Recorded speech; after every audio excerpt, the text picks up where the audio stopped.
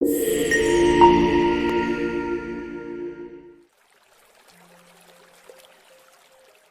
rise of city-states in ancient Mesopotamia goes back to ancient Uruk, a city whose legacy still resonates today. Located in the southern region of Sumer, what is now modern-day Warka in Iraq, Uruk is believed to have inspired the name Iraq and is considered the birthplace of key historical developments.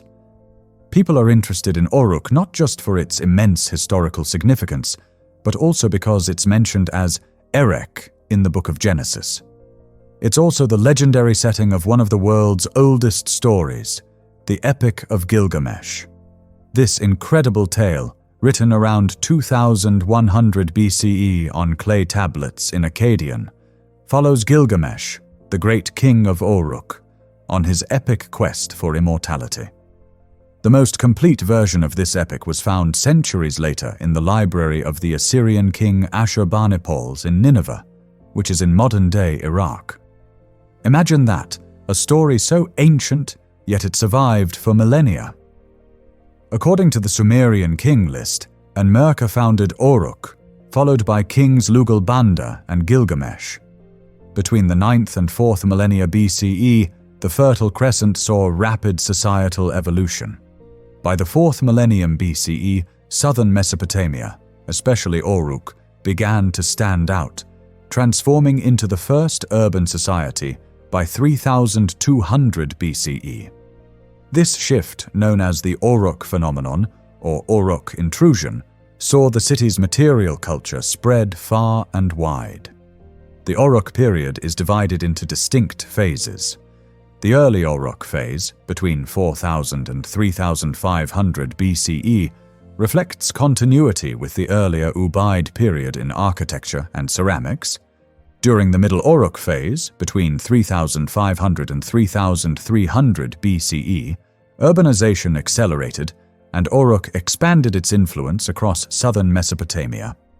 In the late Uruk phase, between 3300 and 3100 BCE, the city saw significant architectural and cultural advances, including the development of proto-cuneiform writing and the construction of large public buildings. The period immediately following 3000 BCE, known as Jemdet Nasr after the place of its discovery, was largely a continuation of late Uruk, but with an emphasis on speeding up production. Cylinder seals, for instance, became less detailed because artisans prioritized quicker methods of production. While these seals looked rougher than before, the focus was on efficiency. The writing system also evolved, with a new technique where marks were pressed into clay using a stylus held at an angle. This made the script more abstract, resembling later cuneiform writing. In pottery, mass production began to take hold. Potters used a wheel to quickly form bowls from a large lump of clay, producing one bowl after another with little waste. This trend of speeding up processes was evident across different aspects of life in Jemdet Nasr, continuing what had already begun in the late Uruk period. A major change in Uruk occurred around 3200 BCE when the city's layout was reorganized. In the Eanna District, the variety of buildings was replaced by one large central structure, likely a temple, which stood on a terrace surrounded by smaller buildings. This new layout symbolized a shift towards centralized religious power. At the same time, the western part of the city saw the White Temple integrated into a massive terrace, marking a similar concentration of authority in this area. Toward the end of the late Uruk period, Uruk's influence over neighboring regions began to wane. The extensive trade and political connections Uruk had with surrounding areas began to dissolve, with local networks forming instead. For example, the Proto-Elamite network emerged, linking Susiana, modern Khuzestan, with areas further east rather than with Mesopotamia, signaling a realignment of regional dynamics. The period after 3000 BCE is called the Early Dynastic period because it marks the time when the first dynasties of rulers were recorded. A new type of brick, known as plano-convex bricks, was introduced during this time. These bricks had a curved top, like a cake baked in a rectangular pan, and it's believed they were used to speed up construction compared to the smaller, older bricks. This new brick design was used to build Uruk's massive city wall, which was about 9.5 kilometers long and featured 900 towers and several fortified gates. According to the Epic of Gilgamesh, Gilgamesh, the famous king of Uruk, was responsible for building this wall, and archaeological evidence dates it to around 3000 to 2900 BCE, matching the time when Gilgamesh is thought to have lived. By this period, Uruk had grown significantly. The city expanded to cover over 5 square kilometers, nearly tripling in size compared to 3200 BCE. Most of this area in and outside the city walls was densely populated. This rapid growth wasn't just due to natural population increases, but was likely tied to changes in the surrounding areas. In earlier times, during the late Uruk period, there were around 110 small settlements around Uruk. However, by 2900 BCE, fewer of these settlements remained, but the ones that did survive had grown larger. For example, a cluster of 11 small settlements northeast of Uruk shrank to only 3, but the central one became much bigger. Some medium-sized settlements had also grown large enough to be considered cities. Another important change was in the water system. During the late Uruk period, there were many rivers and streams used for irrigation. By the early dynastic period, these natural watercourses were straightened and transformed into canals, marking the beginning of large-scale irrigation systems that would later define the region of Babylonia. By around 3000 BCE, water shortages became a growing problem in the Babylonian plain, where settlements had previously thrived due to easy access to natural water sources. As water became scarcer, many areas no longer had direct access to flowing rivers or streams. People tried to solve this by building long canals to bring water to those areas, but many smaller settlements were abandoned as a result. The populations of these abandoned settlements moved to larger cities like Uruk, causing these cities to grow rapidly. By the middle of the 3rd millennium BCE, most of the population in Babylonia lived in cities. As these cities grew, so did the challenges, including managing conflicts among the growing urban population and ensuring there was enough food and water for everyone. The need for canal irrigation led to the development of what were essentially irrigation oases. These oases were agricultural areas fed by canals branching from the Euphrates River. However, their success depended on a reliable water supply, which became harder to maintain as the climate dried and competition for water increased. This reliance on canal irrigation also brought risks. Water levels in the rivers fluctuated from year to year, meaning some areas, especially those on the edges of the irrigation system, didn't always receive enough water. In response, people in these marginal areas developed a semi-sedentary lifestyle, focusing more on herding when water was scarce. Over time, this way of life made it easier for nomadic groups from outside to settle in Babylonia, shaping the region's future population and culture. As cities in Mesopotamia grew, especially after attaining the status of city-states, they needed more land to provide enough food for their increasing populations.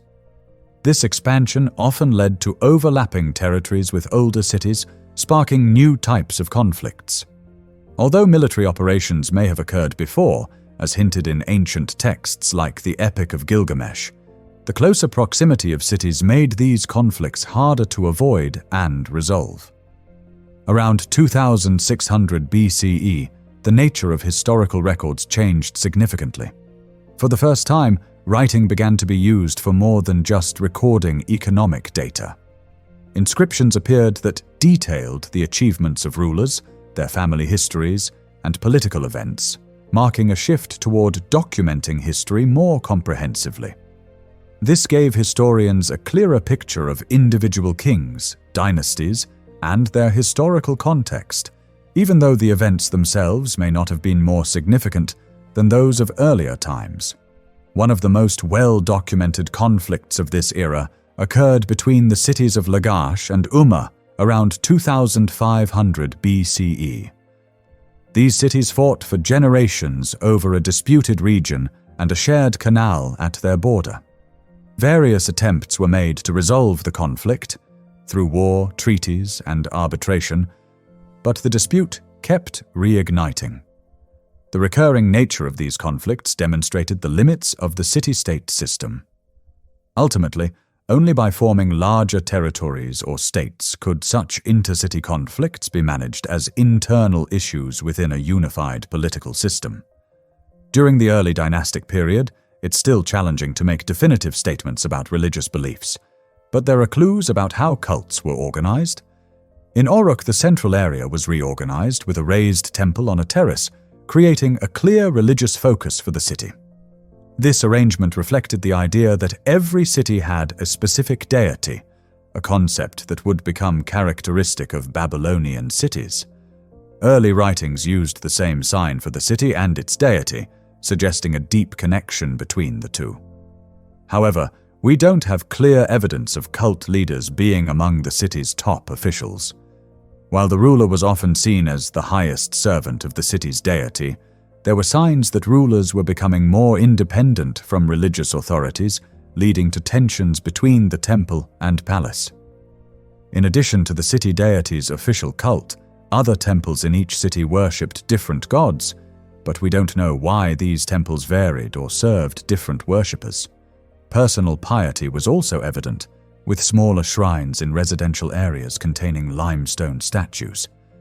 These statues, often depicting men, were likely placed to represent donors, asking for the deity's protection and long life. These private worship practices involved lower-level deities, unlike the official city gods, and reflect a distinction between official cults and personal devotion. Early dynastic art is challenging to assess. Art from the late Uruk period and Jemdet Nasa focused on glorifying the ruler, making it official art, while early dynastic art, such as prayer statues, seemed more personal or unofficial. The prayer statues, usually abstract and geometric, likely reflected personal religious practices. The few official artworks from later in the period, like the Stela of the Vultures, depicted significant events, such as military victories.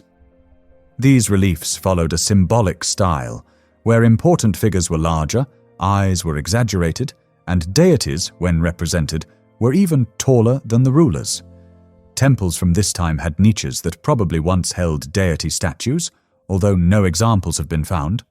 A list of deity names found in the city of Shurupak, dating back to just before the earliest fully legible texts, shows an early systematization of the divine world. This list includes key gods such as An, Enlil, Inanna, Enki, Nana, and Utu, suggesting an early theological structure that mirrors later religious hierarchies. It remains unclear whether these deities were originally linked to specific cities, or if they had already been categorized based on roles like the goddess of love and war, or gods of water, moon, and sun. The list includes over 500 names, many of which remain unidentified, making it challenging to pinpoint which deities were worshipped in specific temples. Later texts suggest that religious traditions evolved and replaced earlier understandings of the gods. Burial practices, particularly those in the city of Ur, provide another perspective on religious beliefs. Ur, which later became the cult center of the moon god Nana, had a burial ground on the southeastern slope of its central area, from 2600 to 2000 BCE. The graves, dug into rubble, contained many burial goods such as jewelry, weapons, tools, and pottery, indicating the belief in an afterlife. Provisions of solid and liquid food were placed with the dead, reflecting a strong concept of life after death and the importance of rituals performed by the living to ease the journey of the deceased. The cemetery at Ur began with 17 funerary complexes known as the Royal Tombs of Ur. While only a few of these tombs have inscriptions indicating they belonged to rulers or their families, their incredible wealth supports their royal designation.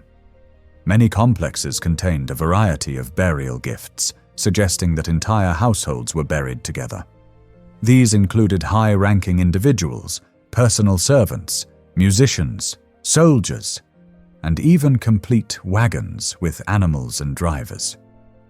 Some musicians were found with their fingers still on the strings of lyres made from precious materials. The positioning of the corpses indicates that they may have taken poison, suggesting they were intended to accompany the deceased in the afterlife. Such elaborate funerary customs appear to have been abandoned shortly after this period, leaving little written evidence to understand them. The lavish burial gifts reflect a display of wealth aimed at enhancing the deceased's prestige. This wealth is most evident in the royal tombs, but is also found in private tombs, which sometimes contained numerous valuable items like jewelry, tools, and weapons made from copper or bronze. Cylinder seals, which were found in about a quarter of the 1,850 excavated tombs, are significant artifacts from this time. These seals were essential for identifying individuals in economic transactions, with each one featuring a unique design. By the middle of the 3rd millennium, the seals began to include the owner's name to improve identification. Unlike statues and reliefs, which were less common, cylinder seals were widespread and provide valuable insights into the artistic development and economic life of the era. They feature a variety of illustrations that help historians understand the cultural context of the time. In early dynastic art, variability in themes was achieved not by a wide range of subjects, but by exploring a limited number of topics with great diversity. One prominent theme was the battle between wild and domestic animals, with lions and bulls as central figures. Some designs became quite intricate, featuring human and animal figures intertwined in complex arrangements. A notable protective figure is the bullman, a creature that is human above and bull below. Although this figure appears frequently in Mesopotamian art, its name and purpose remain unknown, though it may relate to demons from later periods. The meaning of animal contests depicted in the art is also unclear. Establishing a direct link between the design of seals and the social status of their owners is challenging, as only a few seals have personal inscriptions. However, one theme that indicates social status is the symposium, or drinking scene. In these depictions, 2 or more individuals sit opposite each other, drinking from cups or using tubes to sip from a large vessel, likely containing beer. They are often attended by servants and may be accompanied by additional figures dancing or playing music. Seals featuring symposium scenes are typically crafted from lapis lazuli, with many found in the royal tombs of Ur, suggesting a connection between this theme and higher social status. The description of this period would be incomplete without acknowledging Babylonia's connections to neighboring regions, particularly through long-distance trade, as evidenced by the diverse materials found in the royal tombs of Ur. While the origin of gold remains unknown, silver and many semi-precious stones were sourced from the high Zagros mountains to the east. Lapis lazuli, which is only mined in Badakhshan, northeastern Afghanistan, required even greater distance to obtain. Notably, beads made of reddish-brown carnelian with white etchings indicate early direct contacts between urban civilizations in the Indus Valley and Mesopotamia, as this etching technique originated there. Archaeological discoveries also highlight ties to present-day Syria and southeastern Anatolia. By the mid-3rd millennium BCE, city-states in Syria had become sufficiently complex that they adopted Babylonian cuneiform script, believing it would help address their administrative challenges. Thousands of cuneiform texts have been found in the West Syrian city of Ebla and elsewhere, which significantly influenced Babylonian culture.